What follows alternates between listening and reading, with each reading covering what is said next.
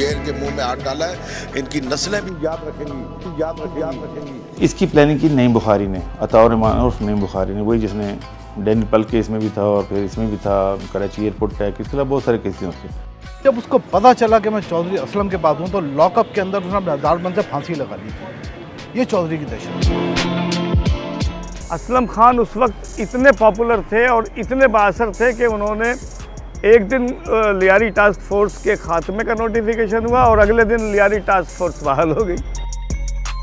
Planning ये हुई थी कि नईम बुखारी ने, एक लड़का नईम था, नईमुल्लाह नाम था, उसी को खुदकश बनाया था और इसमें टीटी भी हेल्प ली थी उसने, और वो उस दिन उस फिरोज के घर में था और उसने रोज़ा भी रखा हुआ था। कभी किसी जमात ने और कभी किसी जमात ने अपने अपने सियासी मकासद के लिए असलम खान को और उनकी टीम को या उस वक्त के पुलिस वालों को इस्तेमाल किया। जो कामरान था, इसने अपनी फैमिली को ये नसीहत की थी, कभी भी मर जाऊं तो मेरी कब्र इमरान के साथ बनाना। ये एक खुफिया बात थी। कामरान आज गाड़ी की चाबी उठाते हुए थोड़ा परेशान था। माथे पर पसीना और जहन में चलते कई सवालात उसके चेहरे पर वाज़ेह थे कि अचानक घर का दरवाजा खुला। कॉटन के वाइट शलवार कुर्ता पहने एक शख्स बाहर आया, एक हाथ में सिगरेट और दूसरे में पिस्तौल। आते ही कहा, गाड़ी स्टार्ट करो। ड्राइवर कामरान ने कहा, मुझे जाने दें, घर में कुछ इमरजेंसी हो गई है। वो नजरें नहीं मिला पा रहा था। उसके लहजे से वाज़ेह था कि वो झूठ बोल रहा है, बस बहाना बनाकर कुछ भी कर यहां से जाना चाह रहा है। शायद वो कुछ ऐसा जानता था जो कोई और नहीं जानता था, इसीलिए आज गाड़ी चलाने के लिए वो रजामंद नहीं था। लेकिन उस सरकारी अफसर की जानिब से कहा गया कि गाड़ी तो आज तुम ही चलाओगे। ये कहकर उसने कामरान को कहा कि गाड़ी स्टार्ट करो। बस फिर क्या था, कामरान के बराबर में सफेद शलवार कुर्ता पहना हुआ शख्स बैठ गया। एक हाथ में ग्लॉक, दूसरे हाथ में सिगरेट, वाइट शलवार कुर्ता। बात हो रही है चौधरी असलम। सिंध पुलिस का एक ऐसा अफसर जो किसी की नजर में हीरो है तो किसी की नजर में विलन, किसी की नजर में जाली पुलिस मुकाबलों में लोगों को मारने वाला है तो किसी की नजर में सिंध पुलिस का बहादुर सपूत। असलम खान उर्फ चौधरी असलम की जिंदगी में सब कुछ है। असलम खान 1963 में हजारा डिवीजन के मानसेरा डिस्ट्रिक्ट में पैदा हुए। उसके बाद उनका घराना कराची आ गया। 1984 में 21 साल की उम्र में वो सिंध पुलिस में एएसआई भर्ती हुए। तरक्की हुई और जल्द कराची के थानों में एसएचओ लगना शुरू हो गए। चौधरी असलम साहब से मेरा वास्ता 93 में हुआ था और फिर ज़ाहिर है वो उनकी अपनी एक फील्ड थी, वो अपनी फील्ड में काम करते रहे। मैंने दूसरी लाइन सेलेक्ट कर ली, उसमें हम काम करते रहे, लेकिन पुलिस के लिए दोनों और मुल्क के लिए काम करते रहे। वो एक इंतहाई प्रोफेशनल, दलेर और दोस्तों के दोस्त इंसान थे। असलम खान को गुलबहार थाने में अफसर महतमे में थाना यानी एसएचओ तैनात किया गया तो उस वक्त असलम खान को कोई नहीं जानता था। उसके बाद फिर ये एक ऑपरेशन शुरू हुआ जो दरअसल कच्चे में डाकुओं के खिलाफ ऑपरेशन था। उस डाकुओं के खिलाफ ऑपरेशन को पक्के में एमकेएम के खिलाफ ऑपरेशन में तब्दील कर दिया गया। गुलबहार सेक्टर और थाना तो मकसद एक वहाँ पर था कि एक बड़ा ग्रुप वहाँ पर है जो मिलिटेंट्स जिसको कह सकते हैं या जिन्होंने हथियार उठाए हुए हैं। तो चौधरी साहब जो है वो वहाँ पर उनका तैनात हुआ और वहाँ पर उन्होंने काफ़ी कामयाबियाँ हासिल करी, मकसद गिरफ्तारियाँ करी। फिर आया साल 1992। शहर में एमक्यूएम के खिलाफ ऑपरेशन में पुलिस का अहम किरदार था, लेकिन उस वक्त के अफसरान में भी नुमायां नाम रहा चौधरी असलम का। उस दौरान एक जुमला बहुत मशहूर था कि अगर किसी को छापे के दौरान चौधरी असलम ने उठा लिया तो वो जिंदा नहीं मिलेगा। किसी कार्रवाई के अंदर उन्होंने कार स्नैचर या मोटर लिफ्टर गैंग का कोई बंदा शंदा उन्होंने पकड़ा था वहाँ पर। तो जब उसको पता चला कि मैं चौधरी असलम के पास हूँ तो लॉकअप के अंदर उसने हज़ार से फांसी लगा ली थी। ये चौधरी की दहशत थी। ये वो वक्त था जब शहर में चौधरी असलम की दहशत बढ़ती जा रही थी। क्योंकि ये ऑपरेशन MQM के खिलाफ था, इसलिए चौधरी असलम को दीगर सियासी जमात की क़यादत से कुर्बत का मौका मिल गया।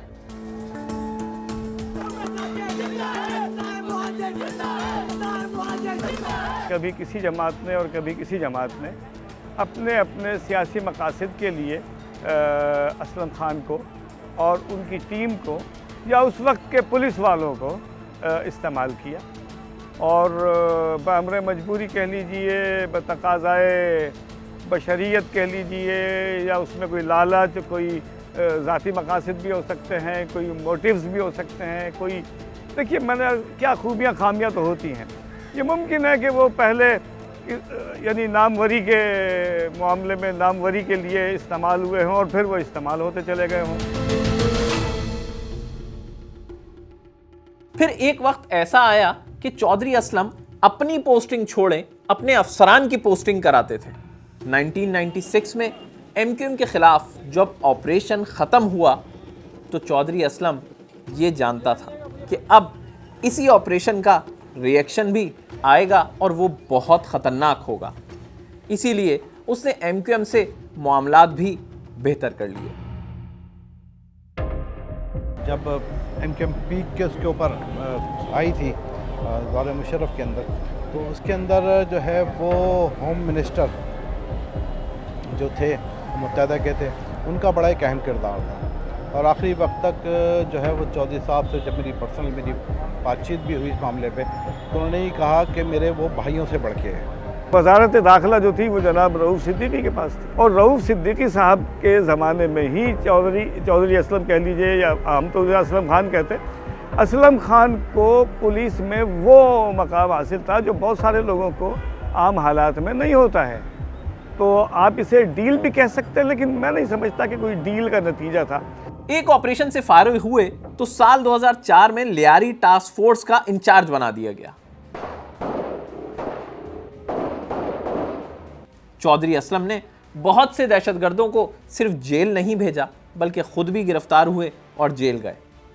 12 जुलाई साल 2006 को इंतहाई मतलूब डाकू माशूक बरोही के बजाय सकरन के रहने वाले रसूल बख्श बरोही को जाली मुकाबले में मार दिया। देखिए ये कहानी चलती है पुलिस में तरक्की पाने वाले रैंकर्स और CSS करके आने वाले अफसरान की मुखासमत का नतीजा था ये सब कुछ। असलम खान जो था वो एक अलग फोर्स बनी थी उस ज़माने में जो लियारी टास्क फोर्स कहलाती थी। बहुत सारे दहशतगर्द यहाँ से पकड़े गए हैं, कुछ जख्मी हुए हैं और हुई क्वांटिटी में वेपन यहाँ से बरामद कर लिया गया और मुकम्मल तौर पे पुलिस की और FC की यहाँ पे पिटे लगा दी गए हैं। लियारी टास्क फोर्स को किसी वजह से ख़त्म कर दिया गया। असलम खान उस वक्त इतने पॉपुलर थे और इतने बाअसर थे कि उन्होंने एक दिन लियारी टास्क फोर्स के ख़ात्मे का नोटिफिकेशन हुआ और अगले दिन लियारी टास्क फोर्स बहाल हो गई। तो जिसको CSS पुलिस वालों ने अपने लिए अपने कसर शान समझा और उन्होंने फिर ये सारा मामला, और नूरुल हक बिरोही और माशूक बिरोही और नूरुल हक बिरोही कोई अलग अलग लोग नहीं थे, इस मामले में वो गिरफ़्तार भी हुआ, जेल में भी रहा और वो नहीं पूरी टीम गिरफ़्तार हुई।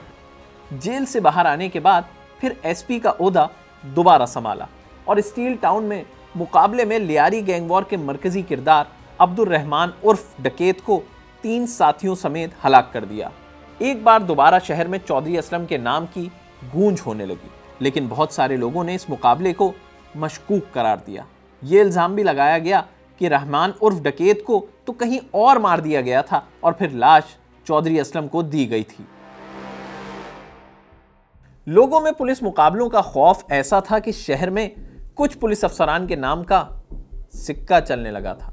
कराची में तालिबानाइजेशन की गूंज हुई तो चौधरी असलम और उनकी टीम को सुपरमैन की तरह उनसे लड़ने का टास्क दिया गया।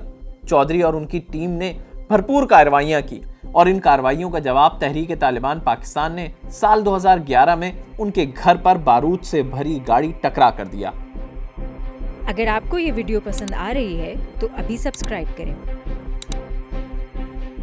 जब उनके घर पे गाड़ी ब्लास्ट हुई उनके घर के बाहर, तो उस वक्त उसको 3 लोग जो थे, जो सुसाइडर था, उस गली के कोने पे छोड़ कर गए थे और उसको सिर्फ इतनी ही गाड़ी चलाना आती थी जितने उनके घर तक जा सकता है। वो ज़्यादा ट्रेन नहीं था, उसको यहीं इन्होंने करंगी मैरान टाउन के एरिया में गाड़ी चलाना सिखाई। जैसे ही ब्लास्ट हुआ तो एक शख्स, इसका नाम मैं लेटर ऑन दूंगा आपको, वो सबसे पहले पहुंचा जय बकुआ पे, उनके घर पे, और वो धाड़े मार मार कर रो रहा था और नंगे पाँव आया था। उस वक्त तो ये लगा कि शायद वो जज्बाती हो रहा है और ज़ाहिर उनके साथ रहा इतना सा। इस पहले अटैक के अंदर जो लड़का था जिसने ये काम करवाया था, उसका नाम था इमरान भट्टी, ठीक है। ये लश्कर जंगवी का काफ़ी हाई प्रोफाइल कयूमाबाद का रहायशी लड़का था।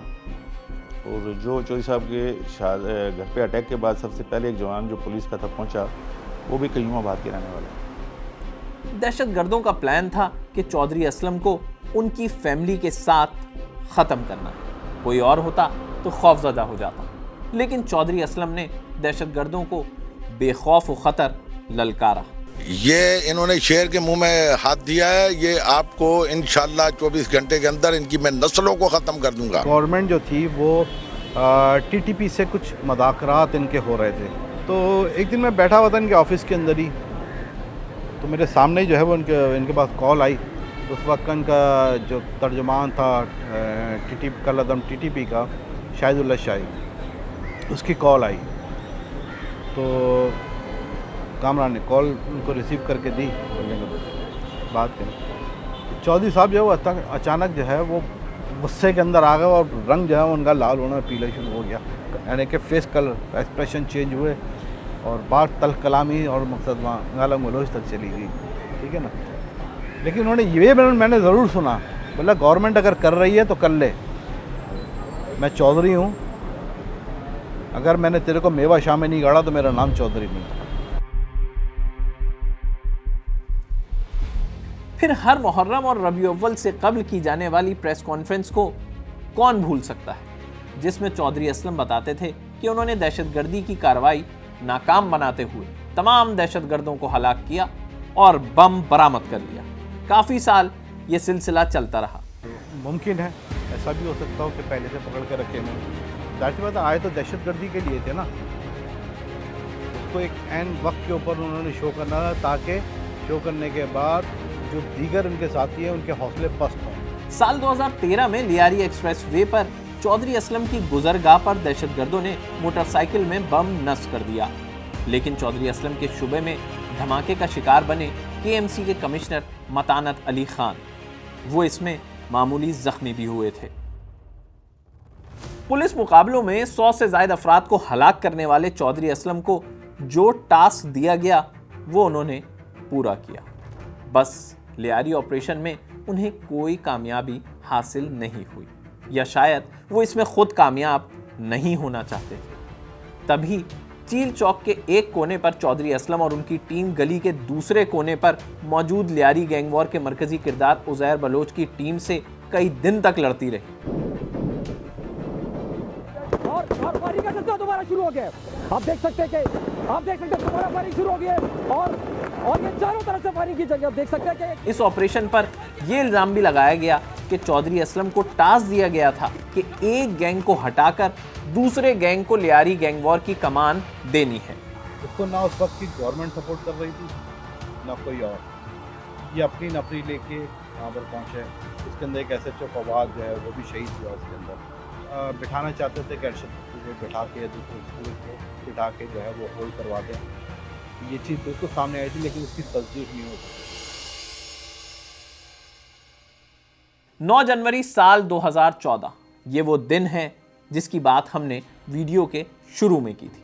आप भूल तो नहीं गए, हमने शुरुआत में आपको कामरान की कहानी सुनाई थी। ड्राइवर कामरान जो चौधरी असलम की गाड़ी उस दिन चलाने से मना कर रहा था। वजह यह थी कि वो खुद सब कुछ जानता था। वो ये भी जानता था कि चौधरी असलम के लिए बारूद से भरी गाड़ी लियारी एक्सप्रेस वे पर मौजूद है। आप ये सोच रहे होंगे कि चौधरी असलम का ड्राइवर दहशतगर्दों से कैसे मिल गया। तो जनाब, जब कामरान 15-16 साल का नौजवान था तब से वो कलदम तंजीम से मुंसलिक था। वो लड़का जो पुलिस का कांस्टेबल था, उसका बैकग्राउंड ये था कि वो पुलिस में आने से पहले एक सेक्टेरियन तंजीम का रुकन था। और उसने जब पुलिस ज्वाइन की तो उसने अपनी रूटीन में दाढ़ी वाड़ी कटवा दी, नॉर्मल हो गया। वो पुलिस में आ गया, इनके साथ चलता रहा और बहुत क्लोज हो गया इनके। और कोई प्लानिंग के तहत क्लोज नहीं हुआ था कि जी उसने कोई इतनी बड़ी स्ट्रैटेजी बनाई थी कि यहाँ पहुँचूँगा फिर ये करूँगा।